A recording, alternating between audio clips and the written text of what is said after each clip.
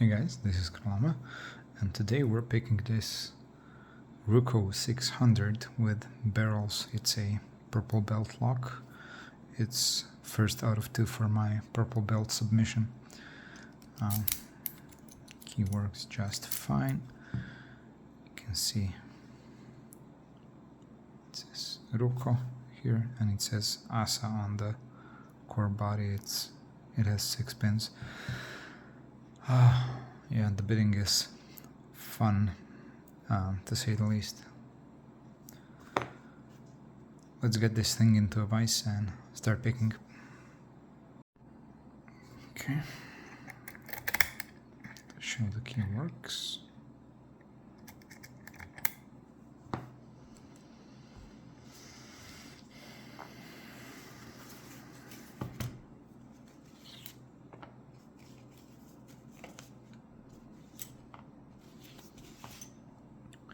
And let's get picking.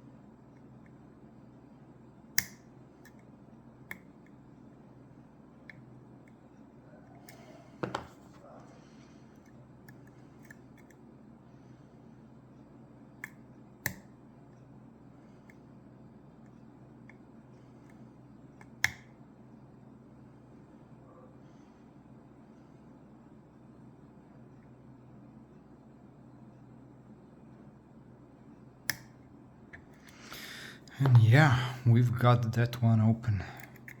Phew. In about 6 minutes. That's not even bad. I'm gonna take that. Now let's gut it.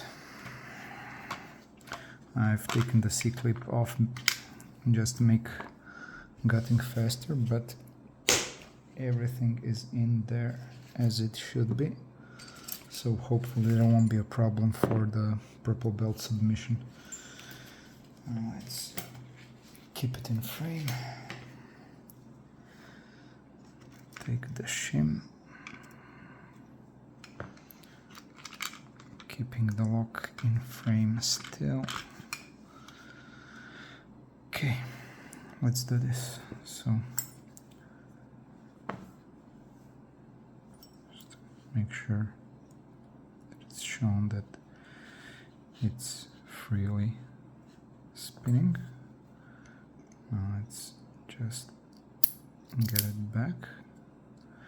Okay, shim shim.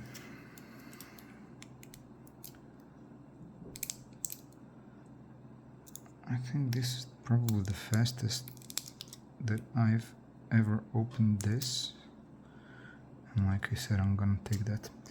So let's see this.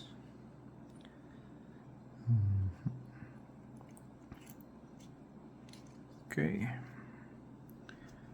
keep this here. Let's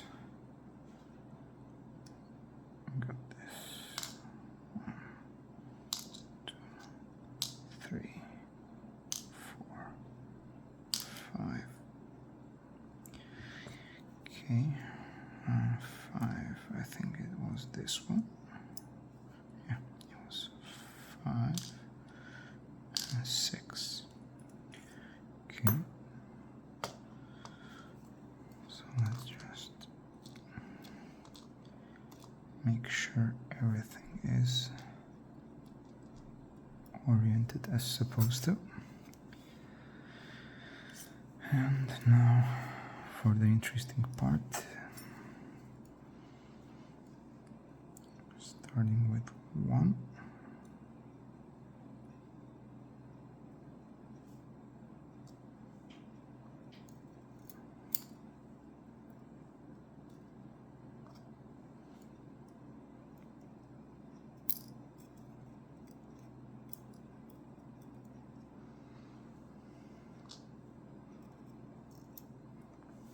No, sorry.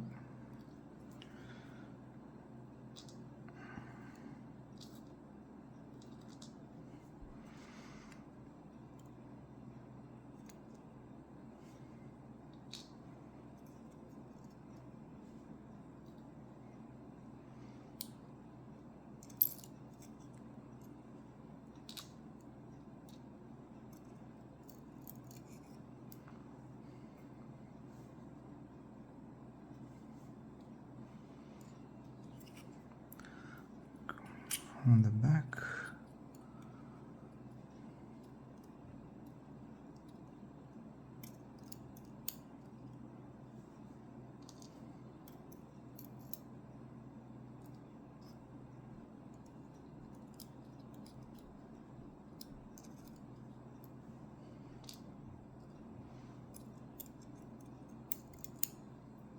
God damn, sorry.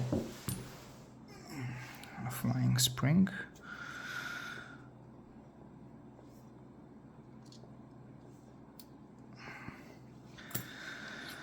Okay, so there's this groove that's characteristic for Ruko 600s. Okay, we have the counter milling on all 6 chambers.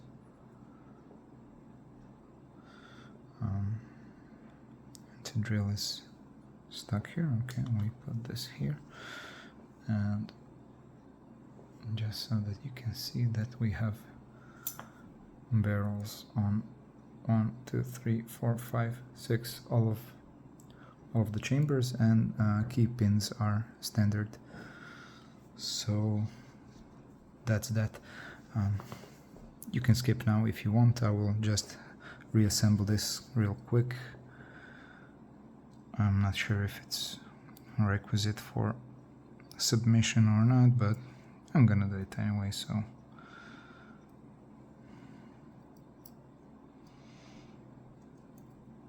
This is the lock that's been giving me quite a lot of hell. It was definitely not an easy pick.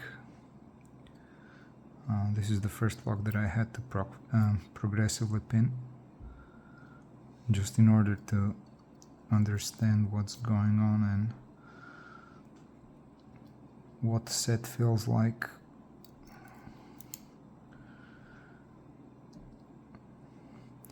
And it's interesting, I went from 1 pin to 4 pins relatively fast, and then I was stuck on 5, and after I got 5 done, fully populated, was quickly done as well. Where's my folder?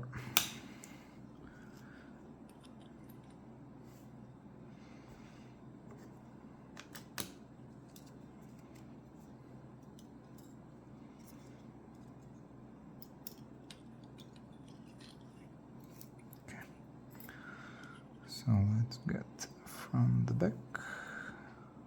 Oh, and what's interesting is that all these drivers are different height. And that's the first such lock that I've encountered so far, and I found that interesting.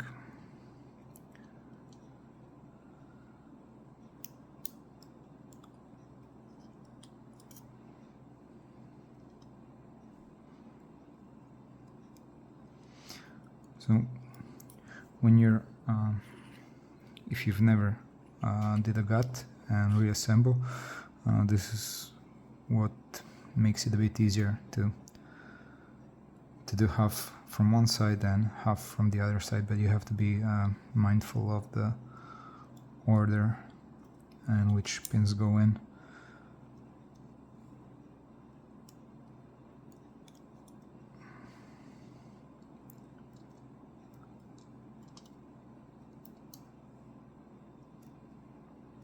Nasty lock, nasty lock.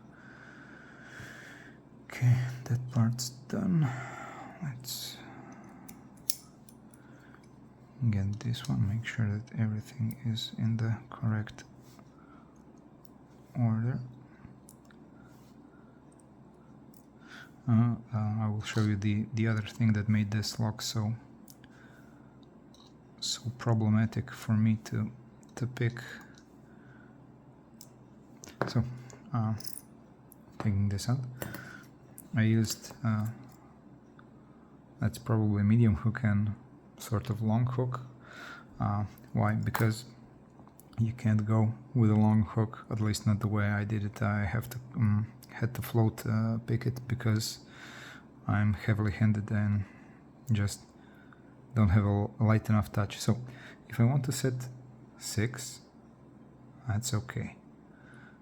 But if I want to go on 5, then it's going slightly over. So, and if I wanted to set 2, when I push it to the right height, 1 goes over. So that's why I had to combine this. Maybe in time I will be able to do it with just one profile, but for now, this is the way. Okay.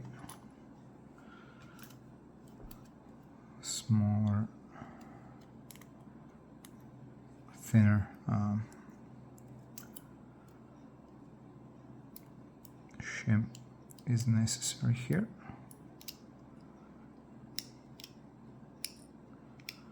Okay. Now to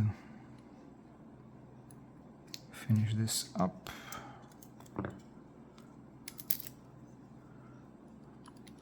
we have it fully locked and the key works. I just need to put the C-clip back on, and that's that. Thank you guys for watching, and see you next time.